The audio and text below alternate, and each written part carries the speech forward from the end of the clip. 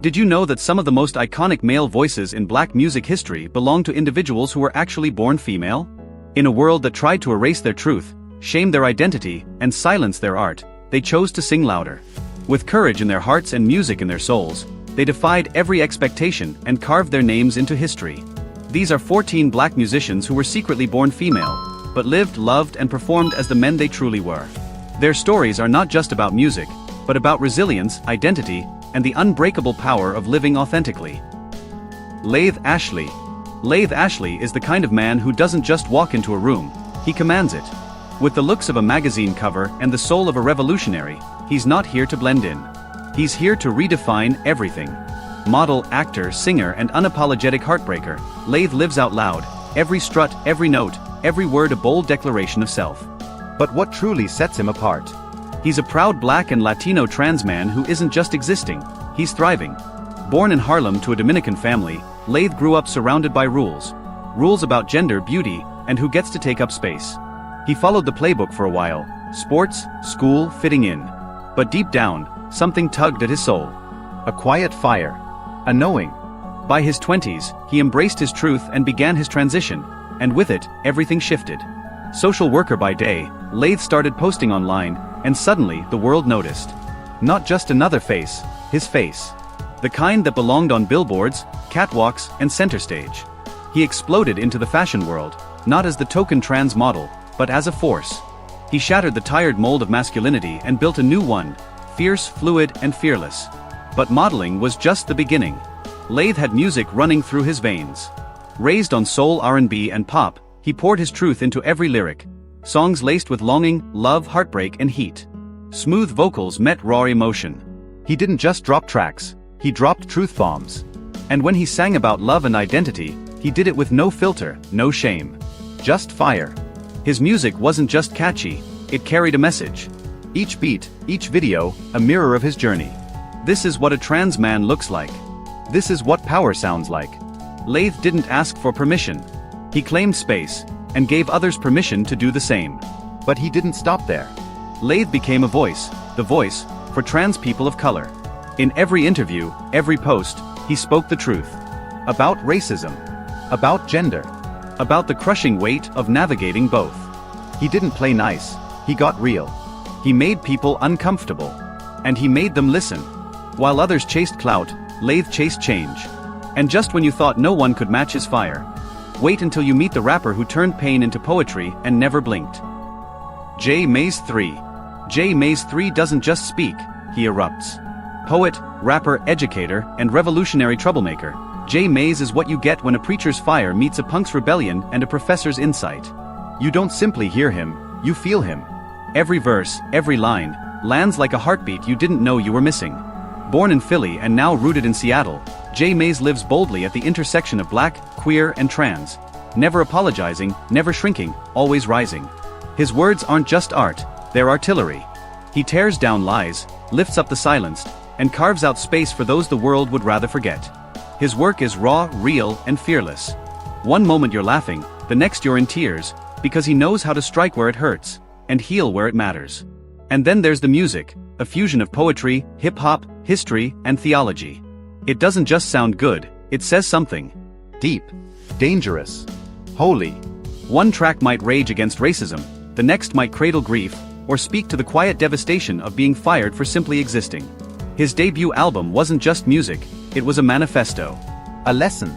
A love letter. A warning. And he didn't stop there.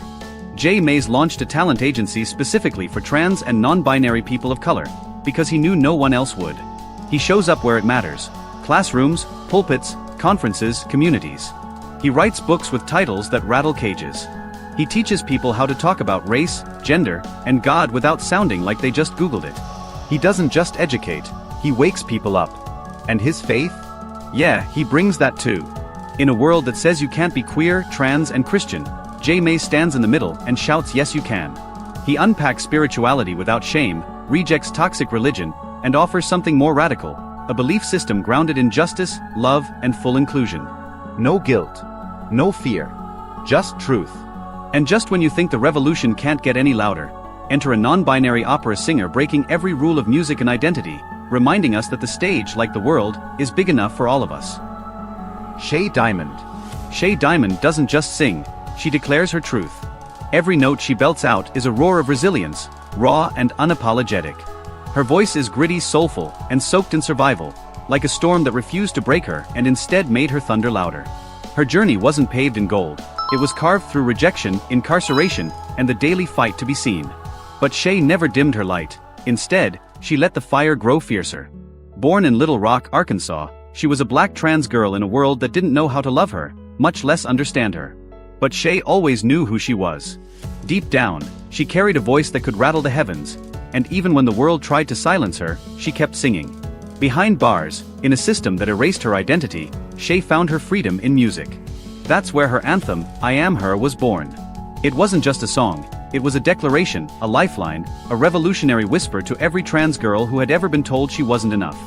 Through bold lyrics and unshakable truth, she said, I see you. I am you. People felt it. Because Shay wasn't performing, she was surviving. Her voice sounds like gospel wrapped in grit, a sermon in every syllable. She sings about what most fear to face: poverty, racism, invisibility. About walking into rooms and being told you don't belong.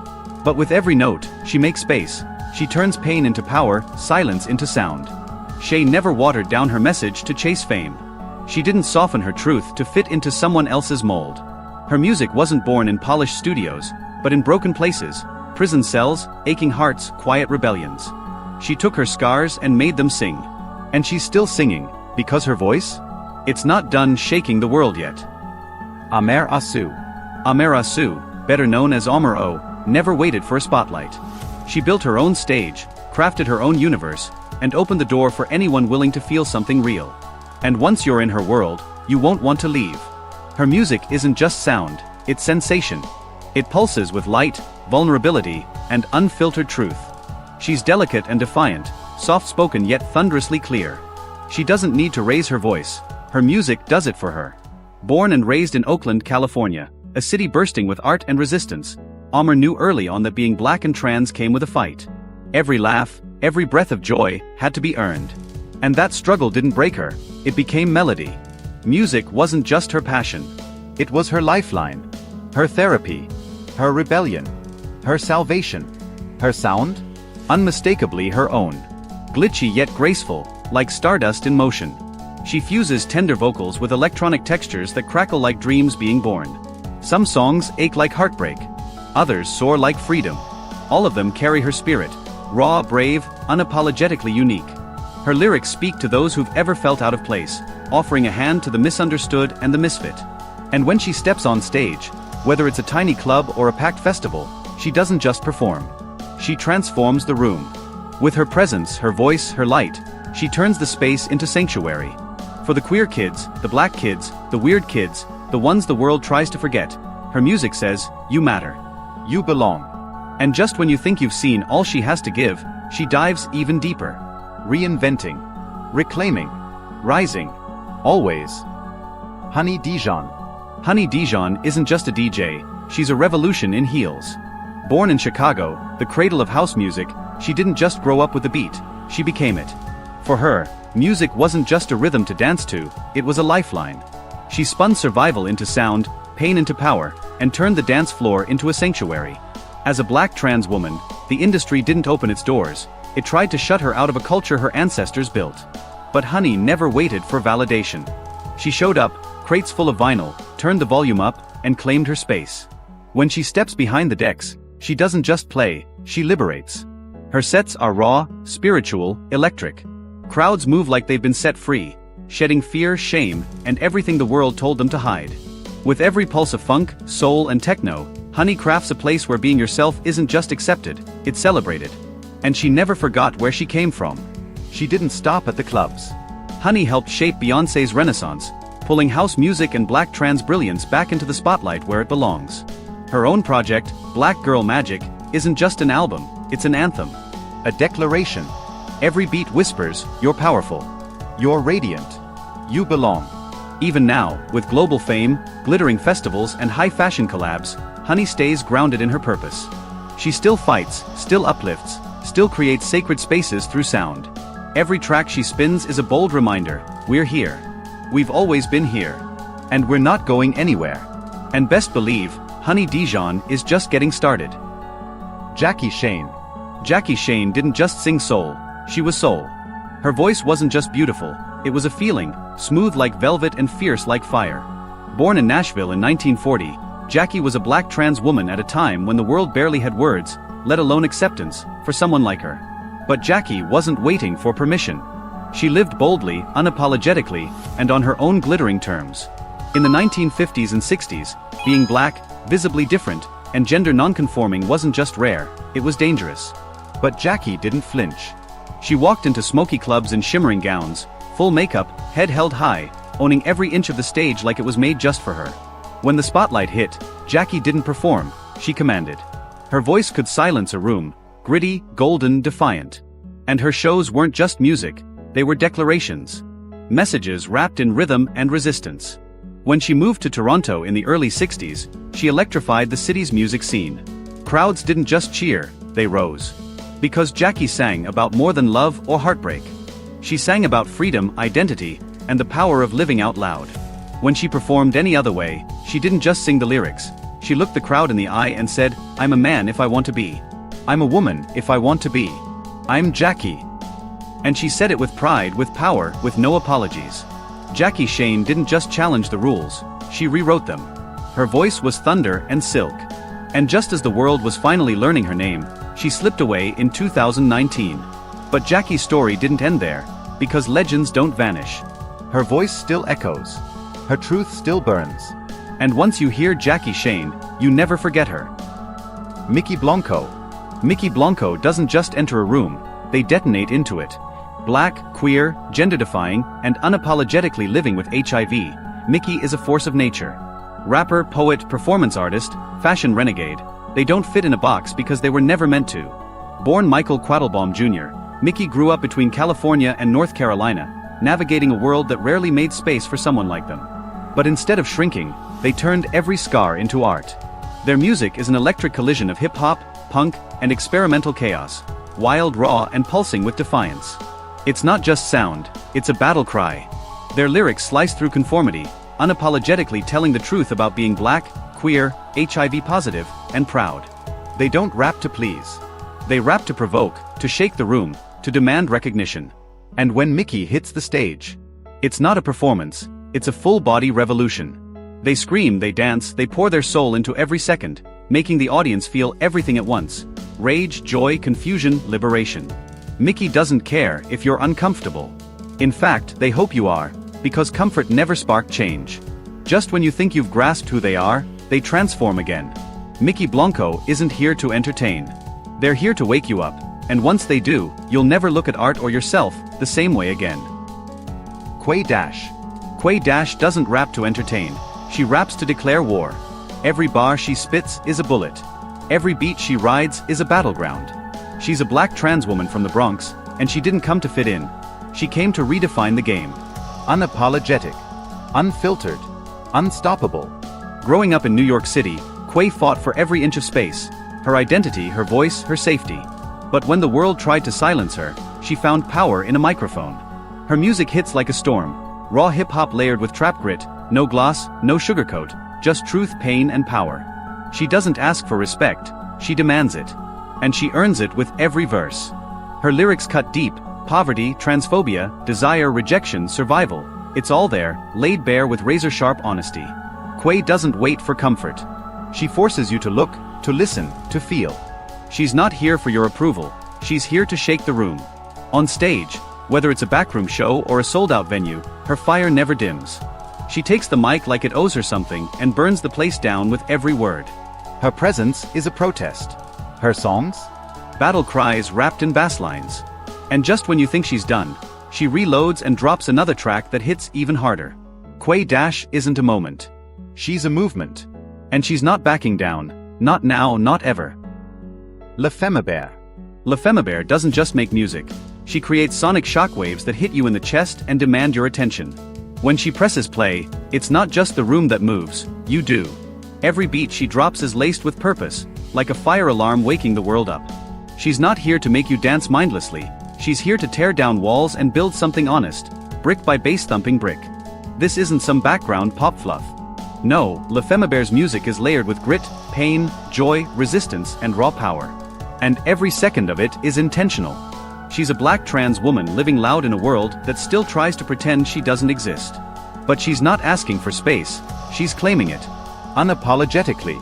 Her sound isn't diluted for comfort, it's raw, loud, and gloriously unfiltered. And if you think she's doing it for fame, think again.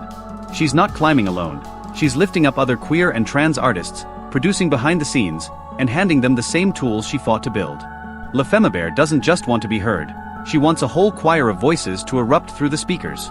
And when that bass drops, it's not just rhythm, it's revolution. She blends thunderous beats with ethereal synths and haunting vocals that linger long after the music stops. Because this isn't just a sound. It's a statement, we're still here. And you're going to feel every bit of us. Wilmer Little Axe Broadnax. Wilmer Little Axe Broadnax didn't need glitter, gimmicks, or auto-tune to stir souls, just his voice. And what a voice it was. Smooth yet commanding, tender yet ablaze with conviction. It carried the raw, unfiltered power of old-school gospel, the kind that didn't just move people, it transformed them. Listeners wept, shouted, or sat frozen in awe. But behind that unforgettable sound was a truth no one saw coming. Little Axe was living with a secret so dangerous, it could have ended his life in an instant. He was a black trans man performing in an era when being openly trans wasn't just taboo, it was life-threatening.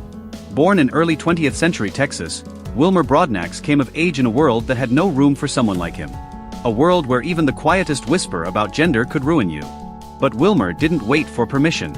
He didn't ask for understanding. He just showed up, sharp suit, proud posture, and let his voice do the talking. And oh, did it speak. He toured with legendary gospel quartets like the Spirit of Memphis and the Five Trumpets, leaving echoes in every church and hall he touched. His tenor didn't just sing. It testified. It trembled with the weight of truth, of struggle, of quiet defiance. The gospel messages, hope, redemption, survival, weren't abstract to him. They were his daily battle cry. He poured his life into every lyric, even as the world tried to write him out of it. And the full truth? It didn't surface until long after his death. Only when gospel historians started peeling back the layers did they discover Wilmer Broadnax had lived his truth, bravely and silently, in the heart of a culture that would have exiled him had they known. But he didn't just survive, he soared.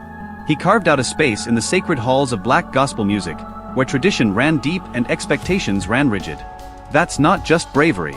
That's revolutionary. And now, when you press play on one of those old recordings, when his voice rises above the harmony and pierces through the decades, you hear it differently. You feel the weight of what he carried, and the freedom he found in every note. Little Axe didn't just sing gospel. He was gospel. Beverly Glenn Copeland.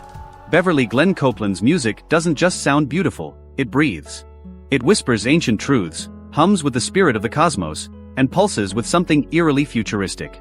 For decades, he created soundscapes so ahead of their time, they felt like transmissions from another world, too strange, too tender, too visionary for the moment they were born in.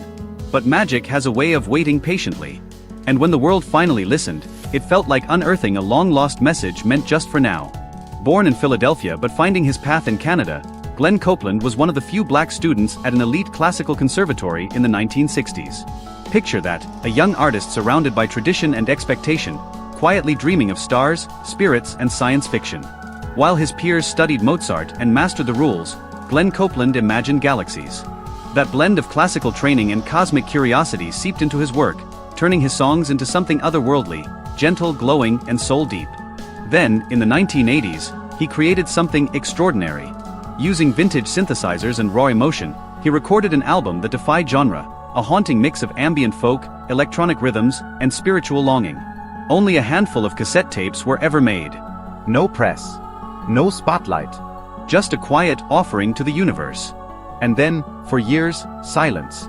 He lived a peaceful life, while his masterpiece remained buried like a sacred artifact. Until the world was finally ready to hear it. Shamir. Shamir doesn't just bend the rules, he burns them down and dances through the ashes. With a voice that feels like it came from another dimension and a sound that refuses to sit still, he's a genre bender, shapeshifter, and rebel rolled into one. Pop, punk, country, electronic. He's dabbled in them all, twisted them inside out, and made something unmistakably his.